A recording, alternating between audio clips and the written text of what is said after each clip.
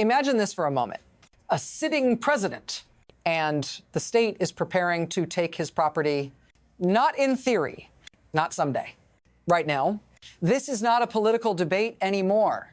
This is the machinery of law switching from words to action. For decades, Donald Trump sold a single idea to the world. I am rich enough to be immune, rich enough to bend rules, rich enough to delay consequences, rich enough to never be touched. But systems don't care about mythology. They care about documentation, judgments, enforcement. When a court stops asking questions and starts demanding payment, power changes shape. Quietly, irreversibly. This case is not about jail. It's not even about elections. It's about what happens when claimed wealth meets verified reality and fails the test.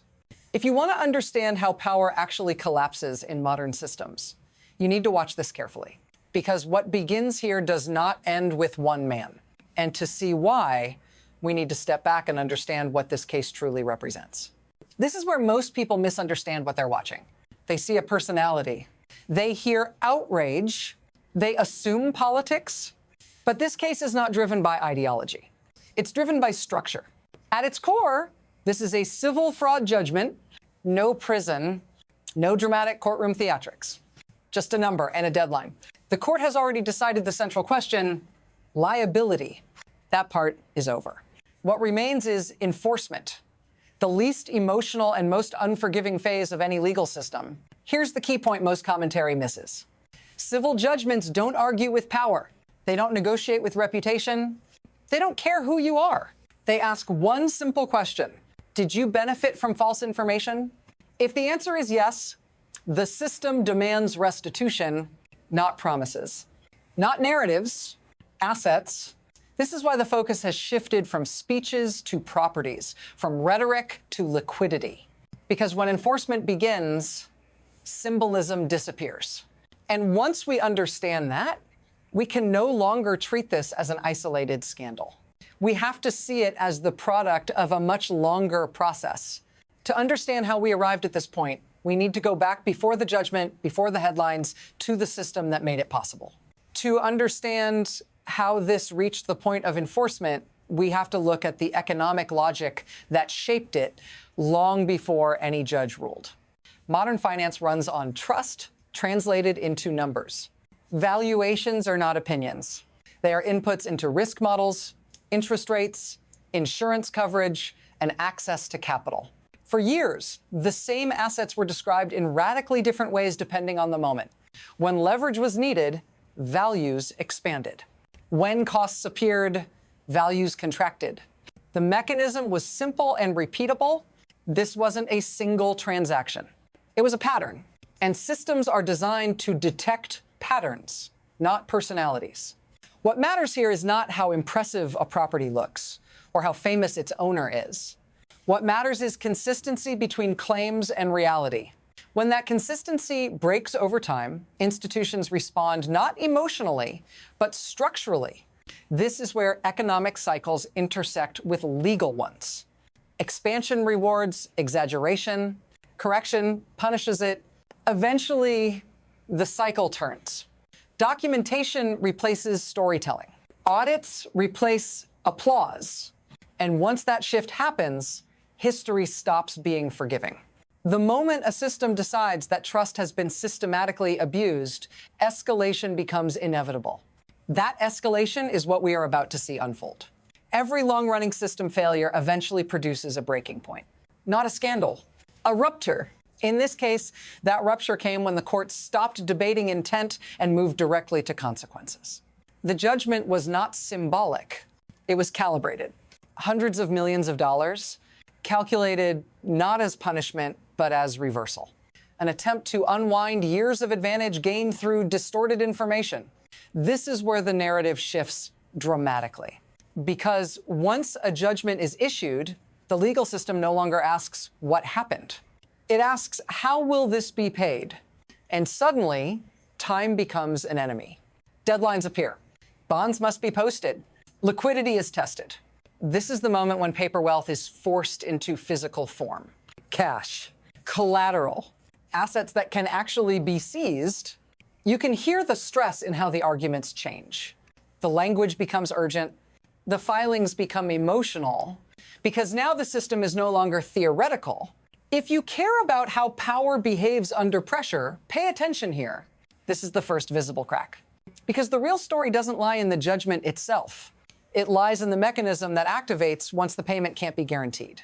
Here is the mechanism most people never see because it operates without drama. Once a civil judgment is issued, the system shifts into verification mode. Not of innocence, of capacity. The question becomes brutally narrow. Can you secure the bond? An appeal is not a pause button. It is a transaction. You are allowed to challenge the ruling only if you can guarantee the money is there when the challenge fails. This is where liquidity replaces reputation. Institutions that issue bonds don't listen to speeches. They don't care about television personas or political power. They examine balance sheets, asset quality, cash access, and risk. And if those elements don't align, the answer is simple: no. This is why enforcement feels so cold. The system doesn't need to prove fraud again. It only needs to confirm whether the defendant can comply. When compliance fails, escalation is automatic. Lien claims seizure pathways, no ideology, no vengeance, just procedure.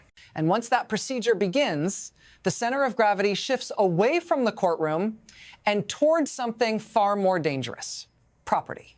This is the second escalation, and it's far more dangerous than the first. Because now the system is no longer asking for money.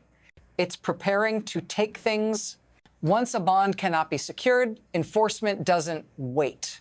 It moves geographically, jurisdiction by jurisdiction, property by property. Paper filings turn into physical claims. Legal rights attach themselves to land, buildings, assets that cannot be hidden or relocated. At that point, ownership becomes conditional. This is where the pressure accelerates. Not loudly, but relentlessly. Appeals are denied. Delays are rejected. Arguments about fairness fall flat. Because from the system's perspective, nothing extraordinary is happening. This is how civil enforcement works for everyone else. And that is precisely why this moment is so destabilizing. Power is being treated as ordinary. Status is being processed as paperwork. What once looked abstract numbers on a judgment now threatens to become visible reality. Locks changed. Assets listed. Control transferred. This is the point of no return in most enforcement cases. Once property enters the equation, outcomes narrow rapidly. And when that happens, the consequences stop belonging to the defendant alone. They begin to spill outward into the lives of people who never signed a single document. Now I want you to step out of the courtroom and into real life. Because when enforcement reaches this stage, it never stays contained at the top. If assets are seized, people feel it long before headlines do. Employees, vendors, local communities tied to those properties. Jobs become uncertain. Contracts freeze. Decisions are delayed because no one knows who will own what tomorrow. And if you're watching this thinking it's just about one powerful figure, you're missing the deeper truth. Systems don't collapse upward. They collapse outward. When a financial structure is built on exaggeration, the shock doesn't stop with the person who signed the papers. It travels down supply chains, across payrolls, into households that had nothing to do with the fraud itself. That's why enforcement matters.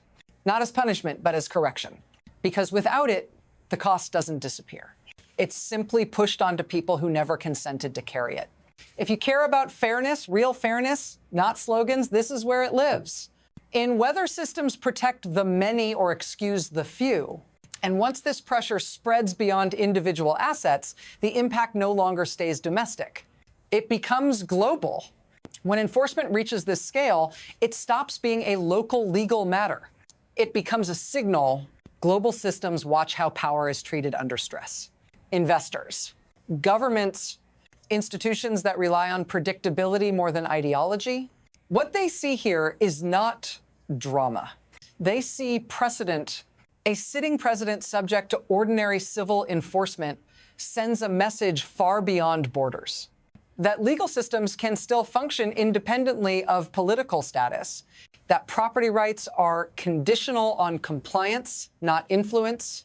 This matters because global finance is built on confidence in rules, not personalities, not promises. Rules. When those rules are applied unevenly, trust erodes. Capital hesitates. Risk premiums rise. But when rules are enforced consistently, even against the powerful, the opposite happens. Systems stabilize. Expectations reset. This is why the implications ripple outward. Not because of who is involved, but because of what is demonstrated. The world is watching whether law bends or holds. And that outcome will shape how future power is exercised, not just here, but everywhere. Which brings us to the hardest question of all. What happens next once the system has made its position unmistakably clear? From here, the system opens into three possible futures, not predictions, scenarios. The first is stabilization. The bond is secured. Assets remain untouched temporarily. The process slows, not because the system retreats, but because compliance is restored. Order is preserved, but trust is not rebuilt. The damage becomes latent, waiting. The second is partial fracture. Negotiation replaces certainty. Assets are rearranged. Control shifts quietly behind closed doors. The appearance of continuity remains, but leverage is lost. Power survives, but diminished. And then there is the third path, the one systems never announce in advance. Full enforcement, property seized, symbols dismantled in public view. A visible correction that rewrites the story not through words, but through action. This is the path that exposes a deeper truth, that modern power is conditional, not absolute. It exists only as long as systems tolerate distortion. Which future emerges will not be decided by speeches or outrage. It will be decided by compliance. And that leaves us with one final insight. What this moment reveals about power itself, when the myths finally run out. Here is the insight most people miss. Power doesn't collapse when it is challenged. It collapses when it is audited. For years, image substituted for verification, confidence replaced proof, and the system tolerated it until it didn't. What we are witnessing is not revenge. It's reconciliation between narrative and numbers. When courts enforce judgments without exception, they are doing something far more important than punishing one individual. They are reminding the system what reality looks like. This moment draws a hard line. Influence can delay consequences, but it cannot erase them. Wealth can shape access, but it cannot override enforcement forever. And that matters for you. Because every society that allows myths to replace accountability eventually pays the price downstream through instability, inequality, and erosion of trust. The rule of law only works if it is boring, consistent, and unapologetic. The moment it becomes selective, it stops being law and becomes theater. What happens next will not just define one presidency. It will define whether modern systems still have a spine.